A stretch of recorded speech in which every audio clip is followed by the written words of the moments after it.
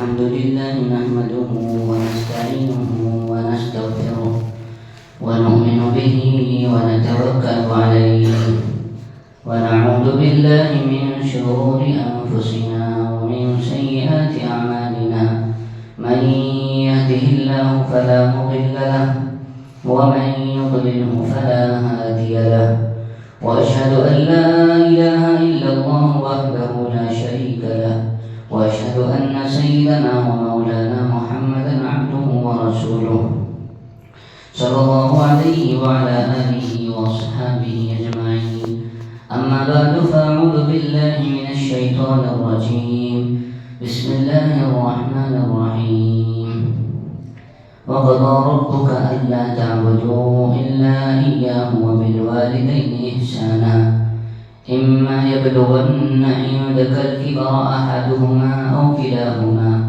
فلا تقل لهما أف ولا تنهرهما وقل لهما قولا كريما.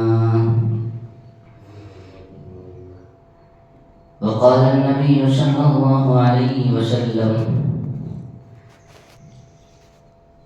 رضا الرب في رضا الوالد وسخط الرب في سخط الوالد أو كما قال عليه الصلاة والسلام. میرے محترم بزرگوں اور دوستوں،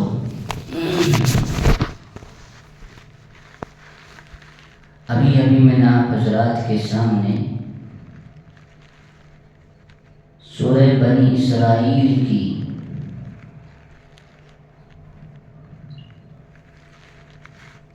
آیت کریمہ پیش کی ہے اور پیارے آقا جناب محمد رسول اللہ صلی اللہ علیہ وسلم کے فرامین مبارکہ میں سے ایک فرمان پیش کیا ہے. اس آیت کے اندر اللہ رب العزت نے والدین کے حقوق بیان فرمائے ہیں. اللہ تعالیٰ نے اس آیت میں سب سے پہلے اپنا ایک حق بیان کیا اور والدین کے کئی ایک حقوق بیان کیے. اپنا حق یہ بیان کیا کہ تم صرف اور صرف اللہ کی عبادت کرو، اللہ کے علاوہ کسی کی عبادت نہ کرو، کیونکہ وہی پالنے والا ہے، وہی پیدا کرنے والا ہے، وہی خالق اور مالک ہے. لہذا اس کا حق یہ ہے کہ اسی کی عبادت کی جائے، اس کے ساتھ کسی کو شریک نہ کیا جائے. میرے بھائیوں، چونکہ پالنے والے تو اللہ ہی ہیں، پیدا کرنے والے اللہ ہیں، لیکن انسان کے اس دنیا میں آنے کا ذریعہ اس کے ماں باپ ہیں. اس لیے اللہ نے اپنے حق کے ساتھ والدین کے حقوق کو بیان فرمایا. مفسرین فرماتے ہیں کہ قرآن کریم میں جہاں جہاں پر اللہ نے دو حکموں کو ایک ساتھ بیان کیا، وہاں پر دونوں کا مقام اور مرتبے کے اعتبار سے حکم میں برابر ہے.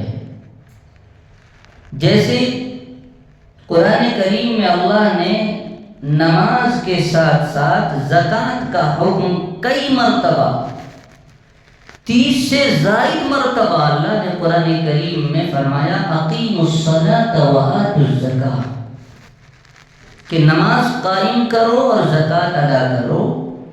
فرماتے ہیں کہ جتنا ضروری نماز پڑھنا ہے اتنا ہی ضروری زکوٰۃ بھی ادا کرنی ہے. اسی طریقے سے جتنا ضروری اللہ کی عبادت ہے اتنا ہی ضروری والدین کے حقوق کو ادا کرنا بھی ہے۔ اس لیے سورہ لقمان میں فرمایا انشکر لی ولوالدی، میرے شکر کے ساتھ ساتھ اپنے والدین کا بھی شکر ادا کرو۔ یہ اللہ نے اپنے حق کو بیان کرنے کے بعد فوراً والدین کے حقوق کو بیان فرمایا، یہ بتانے کے لیے کہ اللہ کی عبادت کے بعد تمہارے اوپر دنیا میں جو حقوق العباد ہیں تمہارے اوپر، ان تمام حقوق العباد میں سے سب سے بڑا اگر حق کسی کا ہے تو وہ والدین کا حق ہے کہ ان کے ساتھ اچھا سلوک کیا جائے، ان کے ساتھ اچھا برتاؤ کیا جائے۔ اسی کو فرمایا وَقَضَى رَبُّكَ أَلَّا تَعْبُدُوا إِلَّا إِيَّاهُ وَبِالْوَالِدَيْنِ إِحْسَانًا إِمَّا يَبْلُغَنَّ عِندَكَ الْكِبَرَ أَحَدُهُمَا أَوْ كِلَاهُمَا فَلَا تَقُل لَّهُمَا أُفٍّ وَلَا تَنْهَرْهُمَا وَقُل لَّهُمَا قَوْلًا كَرِيمًا واخفض لهما جناح الذل من الرحمة وقل رب ارحمهما كما ربياني صغيرا۔ فرمایا کہ تمہارے رب نے یہ فیصلہ کر دیا ہے وَقَضَى رَبُّكَ أَلَّا تَعْبُدُوا إِلَّا إِيَّاهُ کہ اس کی عبادت کے علاوہ کسی کی عبادت نہ کی جائے۔ عبادت ہوگی تو صرف رب کی عبادت ہوگی۔ اور آگے فرمایا وَبِالْوَالِدَيْنِ إِحْسَانًا اور والدین کے ساتھ اچھا سلوک اور اچھا برتاؤ کیا جائے۔ آگے فرمایا إِمَّا يَبْلُغَنَّ عِندَكَ الْكِبَرَ أَحَدُهُمَا أَوْ كِلَاهُمَا، اگر وہ والدین میں سے دونوں کے دونوں یا پھر کوئی ایک بڑھاپے کی عمر کو پہنچ جائے، عندک الکبر احدہما او کلاہما، ان میں سے ایک یا دونوں کے دونوں، تو پھر ان کے ساتھ کیسا برتاؤ کرنی ہے؟ فلا تقل لہما اف، تو تم انہیں اف بھی نہ کہنا۔ میرے بھائیوں، اللہ تعالیٰ نے قرآن کریم میں اس بات کو واضح فرمایا کہ والدین کو اس کی جب جوانی کا وہ عالم، جوانی کے عالم میں والدین ہوں تو اس وقت ان کو آپ کی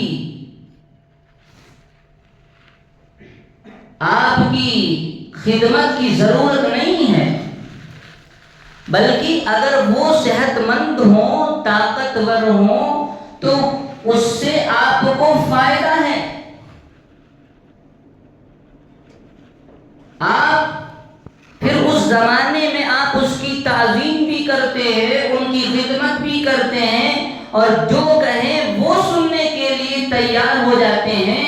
اس کی وجہ یہ ہے کہ اس سے ابھی فائدہ تم کو حاصل ہو رہا ہے، ابھی تمہاری ان کو خدمت کی ضرورت نہیں ہے، ان کے ہاتھ پیر ابھی صحیح سلامت ہیں، مضبوط ہیں، لہذا وہ اپنا کام خود کر سکتے ہیں اور کرتے ہیں، بلکہ وہ ابھی خود، ہم جب جوان، ہمارے والدین جوان ہوں تو ہماری وہ پرورش کر رہے ہوتے ہیں، ہم خود ان سے نفع حاصل کر رہے ہوتے ہیں، تو ایسے وقت میں تو ہر جو ہے انسان اپنے والدین کی عظمت اور اطاعت خدمت کرتا ہے، لیکن اللہ نے کہا کہ دیکھو جوانی میں خدمت نہیں، اصل خدمت تو جب ہے جب کہ تمہارے والدین بڑھاپے کی عمر کو پہنچ جائے، اور ان کی چال میں، ان کی گفتگو میں اور ان کی جو ہے ادا میں ایسے آ جائے، بچپنا آ جائے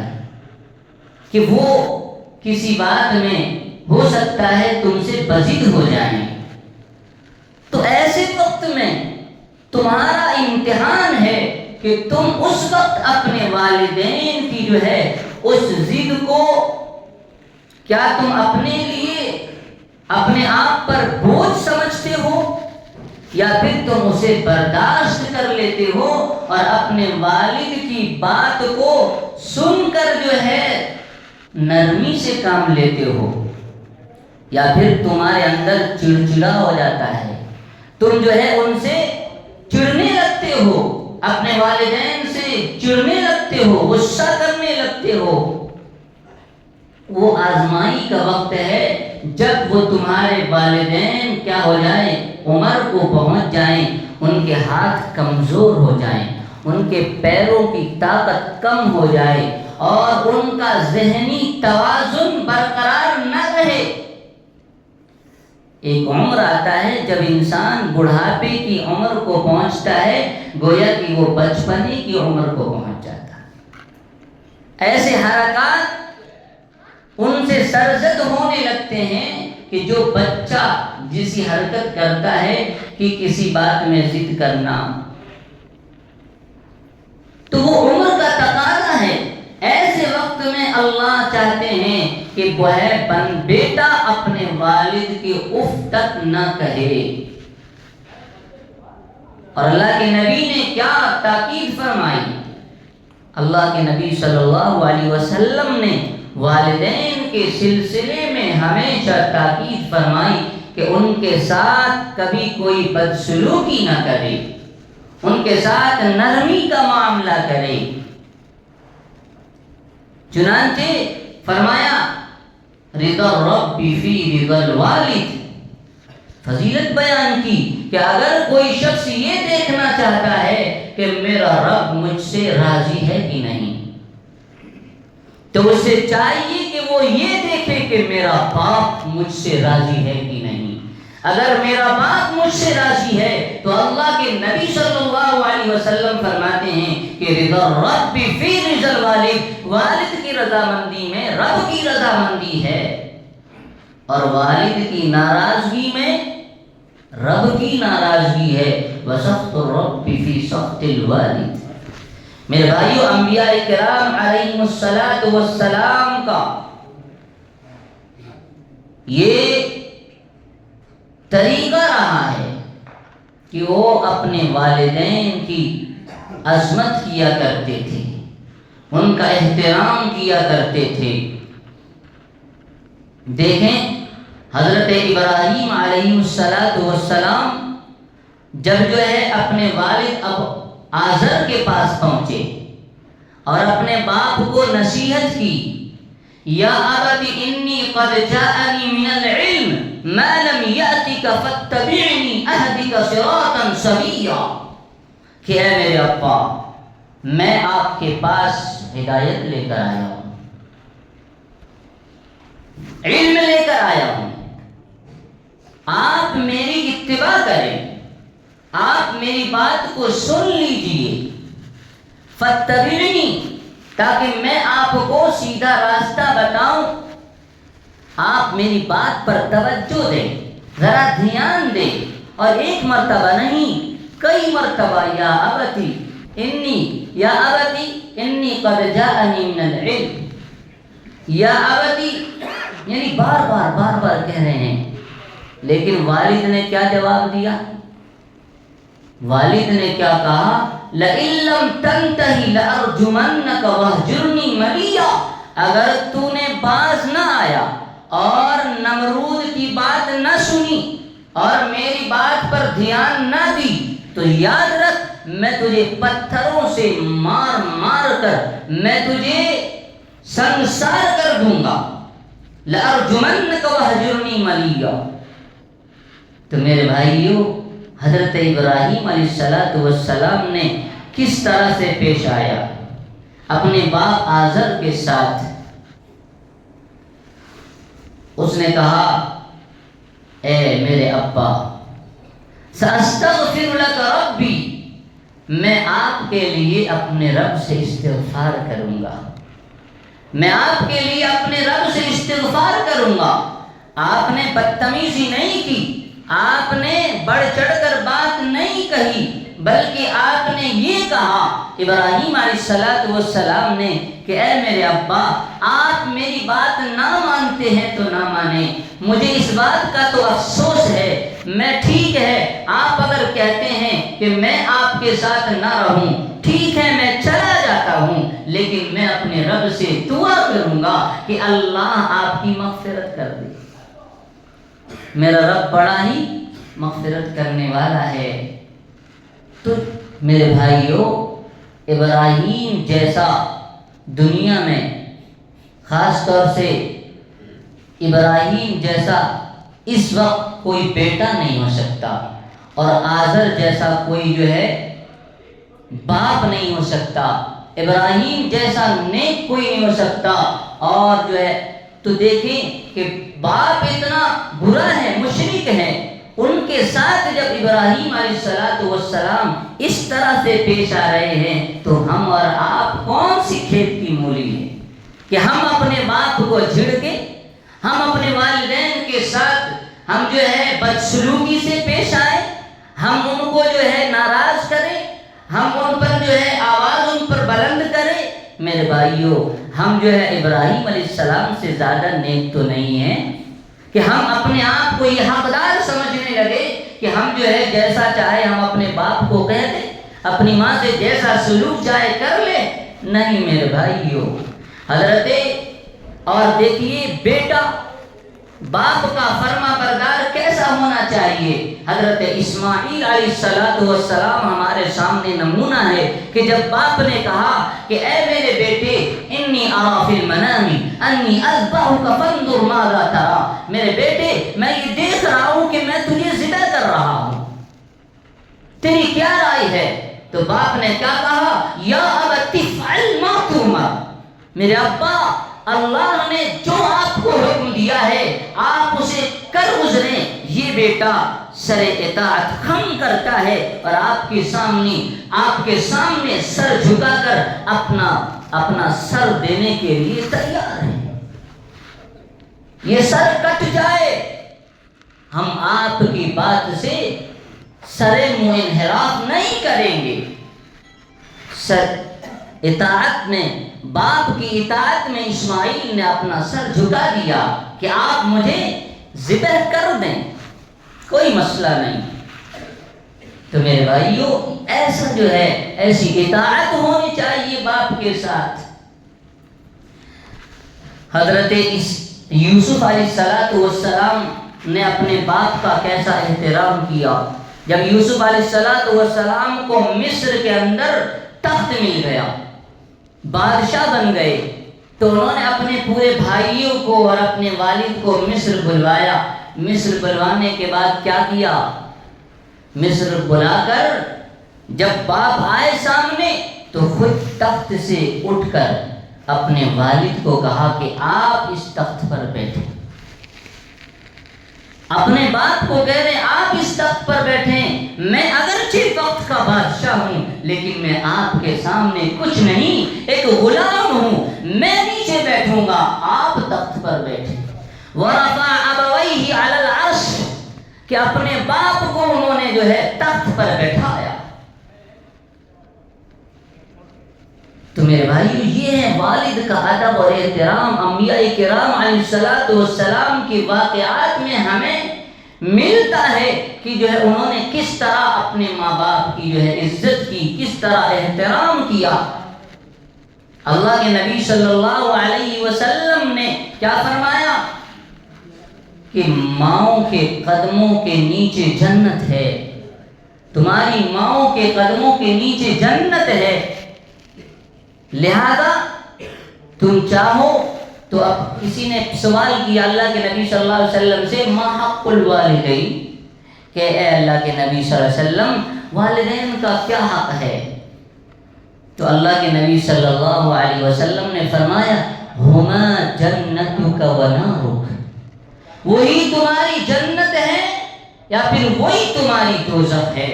یعنی کہ اگر تم اپنے والدین کی اطاعت کر کے فرما برداری کی، اگر تم نے ان کی فرما برداری کی اور اطاعت میں زندگی گزاری تو پھر تم جو ہے جنت میں جانے والے بنو گے، اور اگر تم نے ان کی نافرمانی کی، اگر تم نے ان کے ساتھ بدسلوکی کی، اگر تم نے بدتمیزی سے پیش آیا تو یاد رکھو تم ٹھکانہ تمہارا جہنم ہوگا۔ ہما جنتک و نارک، وہی تمہاری جنت ہے، وہی تمہاری جو ہے دوزخ ہے۔ اب تمہارے ہاتھ میں ہے کہ تم جیسے چاہو، جدھر جانا چاہو ادھر چلے جاؤ۔ حضرت خواجہ اویس قرنی یہ اپنے والدہ کی خدمت کی وجہ سے رسول اللہ صلی اللہ علیہ وسلم کا دیدار تک نہیں کر سکے، مقام صحابیت سے اپنے آپ کو محروم کر لیا۔ مطلب کیا ہے کہ اگر کوئی اللہ کے نبی صلی اللہ علیہ وسلم کو ایمان کی حالت میں دیکھ لے اور اس کا خاتمہ ایمان پر ہو تو وہ صحابی کے درجے کو پہنچ جاتا ہے۔ اور صحابہ کا مقام کیا ہے؟ اصحابی کالنجوم بأیہم اقتدیتم اہتدیتم۔ اللہ کے نبی صلی اللہ علیہ وسلم نے فرمایا میرے صحابہ ستاروں کے مانند ہیں، ان میں سے جس کسی کی بھی اقتدا کرو گے کامیاب ہو جاؤ گے۔ تو وہ صحابی کا مقام ہے جن کے لیے قرآن نے جنت کی گواہی دی، اپنی رضامندی کا اعلان کیا، اللہ نے رضی اللہ عنہم ورضوا عنہ۔ اس مقام سے اپنے آپ کو مستفیض کرنے کے بجائے، وہ مقام حاصل کرنے کے بجائے اویس قرنی نے اپنی والدہ کی خدمت میں تو وقت لگا دی، لیکن اللہ کے نبی کا دیدار کرنے کے لیے نہیں گئے۔ چاہتے تو تھے لیکن عذر تھا کہ گھر میں والدہ معذور تھی۔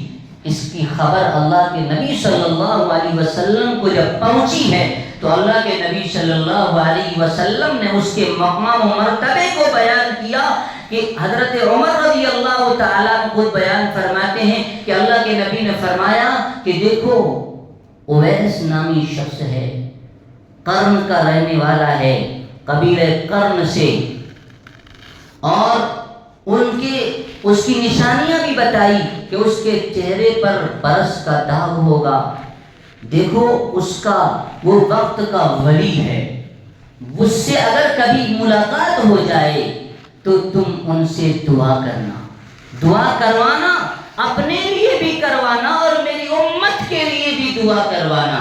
یہ کون کہہ رہے ہیں؟ اللہ کے نبی صلی اللہ علیہ وسلم کس سے کہہ رہے ہیں؟ خلیفہ دوم امیر المومنین حضرت عمر بن خطاب رضی اللہ تعالیٰ عنہ سے کہہ رہے ہیں۔ چنانچہ وہ وقت بھی آیا، دور حکومت حضرت عمر بن خطاب کا زمانہ تھا، اس وقت جو ہے لوگ ادھر سے آئے تو قبیلہ قرن سے اویس قرنی بھی تشریف لائے۔ انہوں نے اس نشان کو جو اللہ کے نبی نے بتائی تھی اس کو دیکھ کر پہچانا، ان سے جو ہے ملاقات کی، ملے اور ان سے دعا کی درخواست کی کہ اللہ کے واسطے تم میرے لیے دعا کر دو۔ کون دعا کروا رہے ہیں؟ وہ حضرت عمر بن خطاب امیر المومنین خلیفہ ثانی حضرت عمر بن خطاب اویس قرنی سے دعا کروا رہے ہیں۔ اس کا وہ مقام و مرتبہ کیوں؟ اللہ کے نبی نے فرمایا کہ اس کے والدہ کی خدمت کرنے کی وجہ سے اس نے اپنے مقام صحابیت کو چھوڑ دیا، لیکن اس نے اپنے والدہ کی خدمت کی، اس کی بنیاد پر اللہ نے وہ مقام عطا فرمایا کہ عمر بن خطاب جیسے جلیل القدر صحابی اس سے دعا کروا رہے ہیں۔ تو یہ ہے مقام و مرتبہ۔ اور پھر میرے بھائیوں، کیوں نہ مقام والدہ کا اور والد کا کیوں نہ مقام کو اجاگر کیا جائے؟ اللہ میرے بھائیوں وہ پالنے پیدا کرنے والی ذات اللہ کی ہے۔ اللہ نے ان حقوق کو ہم پر اور آپ پر جو ہے متعین کیا ہے۔ اللہ کا یہ فیصلہ ہے کہ جو ہے ہم اور آپ اپنے والدین کی خدمت کریں، ان کی اطاعت کریں، ان کی تعظیم کریں۔ میرے بھائیوں اس کی وجہ تو اللہ زیادہ بہتر جانتے ہیں نا، کیونکہ پالنے والے پیدا کرنے والے اللہ ہیں۔ اللہ نے کہا کہ میرے بندو تم نہیں جانتے کہ تمہاری ماں نے تمہاری خاطر کیا کچھ مصیبتیں جھیلی ہے، تمہارے باپ نے تمہاری خاطر کیسے کیسے در بدر کے ٹھوکریں کھایا ہے۔ اس نے اپنا جو ہے اپنی فکر نہ کی، جب سے تم پیدا ہوئے تمہاری فکر انہیں لائق ہو گئی، اور تمہاری خاطر انہوں نے دن رات ایک کیا۔ انہوں نے تمہارے لیے ٹھنڈی کے موسم میں اپنا جو ہے کوئی پھٹا پرانا لباس پہن کر زندگی گزارنا گوارا کیا، لیکن انہوں نے تمہارے لیے ٹھنڈی کا لباس مہیا کیا۔ گرمی کے موسم میں تمہارے لیے وہ خود جو ہے جیسے تیسا کپڑا پہن لیا، لیکن تمہارے لیے گرمی کا لباس مہیا کیا۔ وہ جو ہے وہ اپنے خود انہوں نے جو ہے ننگے پاؤں چلنا گوارا کیا، لیکن انہوں نے تمہارے لیے جوتے اور چپل کا انتظام کیا۔ میرے بھائی آخر کیوں نہ وہ جو ہے عظمت کے مستحق ہو، وہ کیوں نہ خدمت کے مستحق ہو، وہ کیوں نہ تعظیم کے اور میرے بھائیو عزت کے مستحق ہوں۔ اور والدہ کے بارے میں اللہ نے کیا فرمایا؟ وَوَصَّيْنَا الْإِنسَانَ بِوَالِدَيْهِ حَمَلَتْهُ أُمُّهُ كُرْهًا وَوَضَعَتْهُ كُرْهًا وَحَمْلُهُ وَفِصَالُهُ 30 شَهْرًا۔ ہم نے انسان کو وصیت کی ان کے والدین کے بارے میں کہ اس کے ساتھ حسن سلوک کرے، اس کے ساتھ اچھا سلوک اور اچھا برتاؤ کرے۔ کیوں؟ کیونکہ تمہیں معلوم نہیں کہ حملتہ امہ کرہا ووضعتہ کرہا، انہوں نے تمہیں اپنے پیٹ میں 9 مہینے تک اٹھائے پھر 9 مہینے تک اٹھائے پھری 9 مہینے تک، اور پھر انہوں نے تمہارے جننے کے وقت جو اذیت اور تکلیف کا اسے سامنا کرنا پڑا، تم اس کو گوارا نہیں تم اس کو محسوس نہیں کر سکتے۔ میرے بھائیوں یہ بات کون کہہ رہا ہے؟ یہ خالق رب السماوات والارض کہہ رہے ہیں کہ تم نہیں جانتے کہ تمہاری ماں نے جب تمہیں پیٹ میں رکھا اور جب اس نے تمہیں جنا تو اس کی تکلیف کی حالت مجھے پتا ہے۔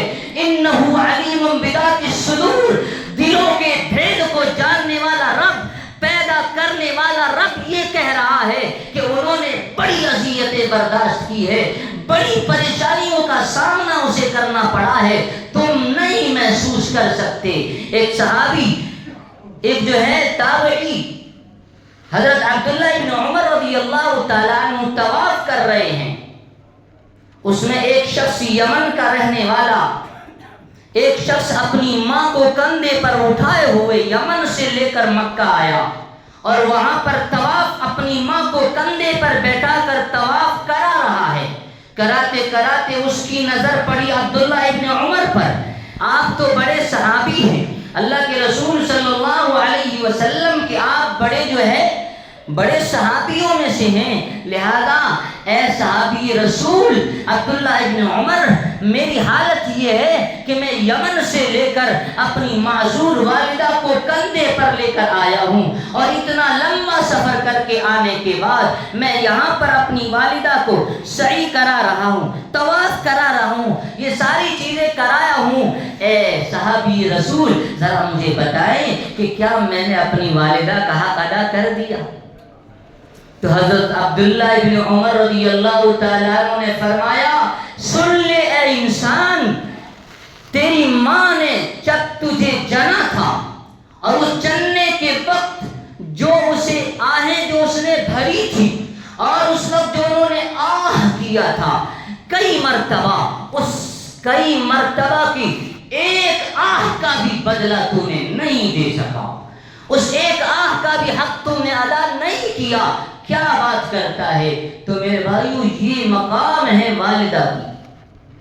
اللہ نے کہا حملتہ کرہ ووضعتہ کرہا، اور پھر وحملہ وفصالہ 30 شہرا، اور پھر اتنا ہی نہیں، اس کے بعد انہوں نے اپنا خون جگر تمہیں پلایا، اس کے خون جگر پی کر تمہارے جسم کی نشو و نما ہوئی، تم اپنی والدہ کے پیٹ میں اپنی ماں کے خون کو چوس کر تم اس لائق ہوئے، تمہارے ہاتھ پیر آنکھ کان ناک و نقشہ بنا، اور پھر تم اس دنیا میں آئے۔ ذرا سا غور کرو کہ تمہاری کتنا حق تم پر تمہاری والدہ کا ہونا چاہیے، کہ جنہوں نے اپنے خون جگر سے تمہیں سیراب کیا، تمہیں جو ہے تمہارے اس کے خون جگر کو پی کر تم جو ہے اتنے بڑے بنے، اس لائق بنے، پھر تمہیں اللہ نے دنیا میں آنے کا موقع دیا، پھر اس آنے کے وقت اس والدہ نے کیا تکلیفیں برداشت کی اس کا تم تصور نہیں کر سکتے۔ اللہ کہہ رہے تو میرے بھائیو، یہ ہے مقام والدہ کا اور والدین کا کہ انہوں نے ہمارے لیے اذیتیں برداشت کی ہیں، ہمارے لیے تکلیفیں برداشت کی ہیں۔ اس لیے کیا حکم ہے؟ اسی لیے تو اللہ نے اپنے حق کے ساتھ ہی والدین کے حق کو بیان کیا، اور ایک جگہ نہیں، سورہ بقرہ میں وَإِذْ أَخَذْنَا مِيثَاقَ بَنِي إِسْرَائِيلَ أَلَّا تَعْبُدُوا إِلَّا إِيَّاهُ وَبِالْوَالِدَيْنِ إِحْسَانًا، اور ہم نے عہد لیا بنی اسرائیل سے کہ تم اللہ کے علاوہ کسی کی عبادت نہ کرنا، اور یاد رکھنا اپنے والدین کے ساتھ اچھا سلوک اور اچھا برتاؤ کرنا۔ اسی طریقے سے سورہ نساء میں وَعْبُدُوا، تم اپنے اللہ کی رب کی عبادت کرو، وَلَا تُشْرِكُوا بِاللَّهِ، اس کے ساتھ کسی کو شریک نہ کرنا، اور وَبِالْوَالِدَيْنِ إِحْسَانًا، والدین کے ساتھ حسن سلوک کرنا۔ سورہ بنی اسرائیل میں جو آیت میں نے پڑھی وَقَضَىٰ رَبُّكَ أَلَّا تَعْبُدُوا إِلَّا إِيَّاهُ وَبِالْوَالِدَيْنِ إِحْسَانًا۔ سورہ عنکبوت میں وَوَصَّيْنَا الْإِنسَانَ بِوَالِدَيْهِ حُسْنًا وَإِن جَاهَدَاكَ لِتُشْرِكَ بِي مَا لَيْسَ لَكَ بِهِ عِلْمٌ، اور سورہ احقاف میں 26ویں پارے میں وَوَصَّيْنَا الْإِنسَانَ بِوَالِدَيْهِ إِحْسَانًا وَهْنًا عَلَىٰ وَهْنٍ وَفِصَالُهُ فِي عَامَيْنِ أَنِ حَمَلَتْهُ كُرْهًا وَوَضَعَتْهُ كُرْهًا، یہ 4-5 جگہ۔ اچھا، ان آیتوں سے ہمیں ایک بات یہ بھی پتہ چلتا ہے کہ اس والدین کے ساتھ احسان کرنا اور حسن سلوک کرنا صرف محمد رسول اللہ صلی اللہ علیہ وسلم کی ہی شریعت میں نہیں، بلکہ اس سے پہلے بنی اسرائیل کو بھی، دوسری قوموں کو بھی اللہ نے اپنی عبادت کے ساتھ ساتھ اپنے والدین کے ساتھ حسن سلوک کرنے کا جو ہے اللہ نے جو ہے حکم دیا قرآن کریم میں۔ تو میرے بھائیو، ہمارے اوپر ہمارے والدین کے بڑے احسانات ہیں، انہوں نے ہماری بڑی خدمتیں کی ہیں۔ ہم جب تک ہم 15 سے 20 سال کے جوان نہیں ہو گئے اس وقت تک انہوں نے ہماری ذمہ داری سنبھالی، اور آج جب وہ بڑھاپے کی عمر کو پہنچ گئے ہیں، اور جب وہ ہماری خدمت کے محتاج ہے، تو پھر میرے بھائیو اگر ہم ان کی خدمت نہ کریں تو پھر یہ ہمارے لیے کتنی بڑی محرومی کی بات ہے، اور ہم گویا کہ اللہ کے حکم کو کیسے جو ہے توڑنے والے ہیں اور وعدہ خلافی کرنے والے ہیں۔ میرے بھائیو، اللہ تعالی دنیا کے اندر بہت سے گناہ ایسے ہیں جس کی سزا اللہ سب کا بدلہ تو آخرت میں دے گی، لیکن بعض گناہ ایسے ہیں جن کا بدلہ اللہ دنیا میں بھی عطا فرماتے ہیں، دنیا میں بھی اس کی سزا دیتے ہیں۔ جیسے زنا اور بد نظری، یہ میرے بھائیو یاد رکھو ایسا گناہ ہے کہ اس کا بھگتان انسان کو اپنی زندگی میں بھگتنا پڑتا ہے۔ اگر آپ نے کسی کی بہو بیٹی کی طرف گندی اور میلی نگاہ سے دیکھا تو یاد رکھو کہ آپ کی بھی بہو بیٹی کی طرف کوئی نہ کوئی میلی نگاہ سے دیکھے گا۔ اگر آپ نے زنا کا ارتکاب کیا تو یاد رکھنا آپ کے بھی اہل خانہ میں سے کچھ ایسے برتاؤ کیے جائیں گے۔ لہذا میرے بھائی اپنے آپ کو ان چیزوں سے دور رکھیں۔ ٹھیک اسی طرح سے والدین کی نافرمانی ایک ایسی ایک ایسا گھناؤنا حرکت ہے کہ جس کا میرے بھائیو جس کی سزا اللہ دنیا میں بھی عطا فرماتے ہیں۔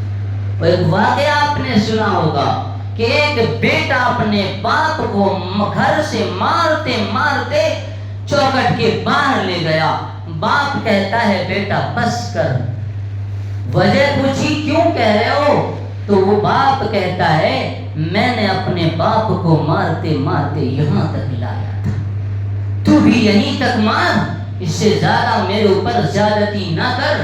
تو پتا چلا کہ اگر ہم آج والدین کی نافرمانی کریں گے، ان کو ستائیں گے اور ان کی خدمت نہیں کریں گے تو پھر یہ امید اپنے بچوں سے لگانا چھوڑ دیں کہ ہماری اولاد ہماری خدمت کرے۔ اللہ کے نبی صلی اللہ علیہ وسلم نے فرمایا کہ 3 دعائیں ایسی ہیں کہ جس کی قبولیت لازم اور ضروری ہے، اس کی دعا رائے گاہ نہیں جاتی۔ اس میں سے ایک دعا عادل بادشاہ کی ہے کہ اگر عادل بادشاہ اپنی رعایا کے لیے اگر وہ بد دعا کر دے تو اس کی دعا اللہ قبول فرما لیتے ہیں۔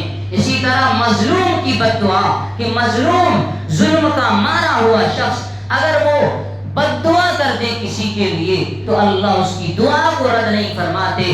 ٹھیک اسی طرح سے والدین کی دعا آسمانوں کو چیرتی ہوئی عرش تک پہنچتی ہے اور اللہ کے دروازے کو کھٹکھٹاتی ہے، اور اللہ والدین کی دعا کو ضرور بھی ضرور قبول فرماتے ہیں۔ اس لیے اے میرے بھائیوں، اے میرے بزرگوں، اے میرے دوستوں، آج ہم اپنی پریشانیوں کا حل دنیا کی تمام چیزوں میں تلاش کرتے ہیں، لیکن ہماری پریشانیوں کا حل تو ہمارے ماں باپ کی دعاؤں میں ہے۔ جائیں اپنے والدین کی خدمت کریں، ان سے دعائیں لیں۔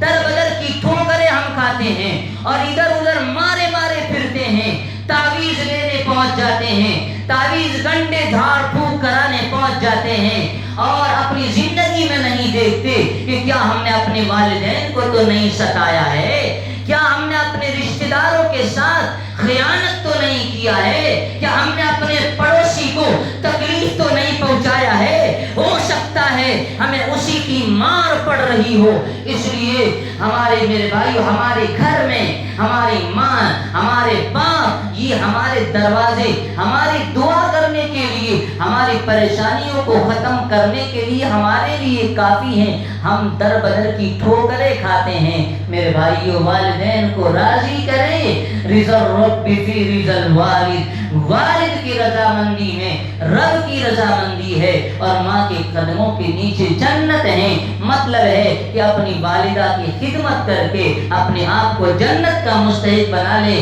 میرے بھائیو ایک بات اور کہوں گا، اللہ کے نبی صلی اللہ علیہ وسلم ایک مرتبہ منبر کے پاس جمعہ کے دن خطبہ دینے کے لیے تشریف فرمائے۔ اللہ کے نبی نے پہلی سیڑھی پر قدم رکھا، کہا آمین، دوسرے پر رکھا، کہا آمین، تیسرے پر قدم رکھا، کہا آمین۔ صحابہ کرام حیران ہوئے۔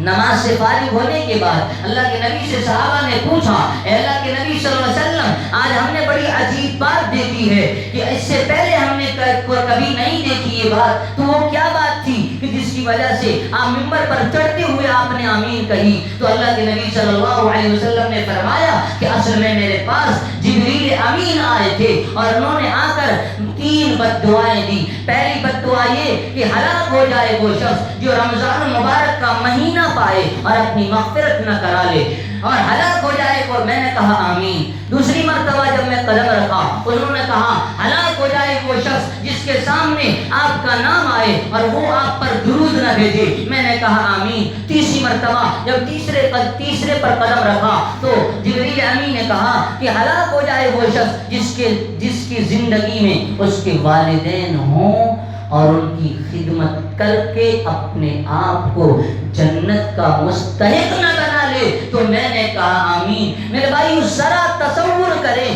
کہ جو ہے بد دعا دینے والا جبریل امین ہے جو افضل الملائکہ ہے، اور آمین کہنے والا وہ خاتم الانبیاء افضل الرسل ہے جو تمام انبیاء کے سردار ہیں۔ اور کون سی جگہ ہے؟ منبر ہے، اس کے بارے میں اللہ کے نبی صلی اللہ علیہ وسلم نے فرمایا بین بیتی و منبری روضۃ من ریاض الجنہ، وہ جنت کا ٹکڑا ہے، مقدس مقام ہے، مقدس رسول ہے، مقدس فرشتے ہیں، ایسوں کی بد دعا اور ایسے رسول افضل الرسل کے آمین کہنا اور اس مقدس مقام پر کہنا، میرے بھائیو اس بد دعا کی قبولیت میں کیا شک و شبہ رہ جاتا ہے؟ یقیناً اس میں کوئی شک اور شبہ نہیں ہے کہ وہ دعا ضرور قبول ہوگی بد دعا۔ اس لیے میرے بھائیو اللہ نے اگر باپ کا سایہ دیا ہے تو ہم اس کی قدر کریں۔ شاعر نے کیا ہی خوب کہا، اے ضیا ماں باپ کے سائے کی نا قدری نہ کر، اے ضیا ماں باپ کے سائے کی نا قدری نہ کر، دھوپ کاٹے گی بہت جب یہ شجر کٹ جائے گا۔ میرے بھائیو ماں باپ کے سائے جیسا کوئی سایہ نہیں، ماں باپ کی جیسا دنیا میں کوئی بے لوث ہم سے محبت کرنے والا نہیں، انہیں ہم سے کوئی جو ہے معاوضہ نہیں چاہیے، وہ ہمیں بلا معاوضہ ہماری خدمت کرتے ہیں، ہمارے سامانوں کی دیکھ ریکھ کرتے ہیں، ہمارے گھر بار کی دیکھ ریکھ کرتے ہیں، وہ اپنی نیندیں اپنے بچوں کے لیے حرام کر دیتے ہیں۔ میرے بھائی اللہ تعالیٰ ہم سب کو اپنے والدین کی خدمت کرنے کی توفیق عطا فرمائے، ادب و احترام کرنے کی توفیق عطا فرمائے۔ وما توفیق الا باللہ۔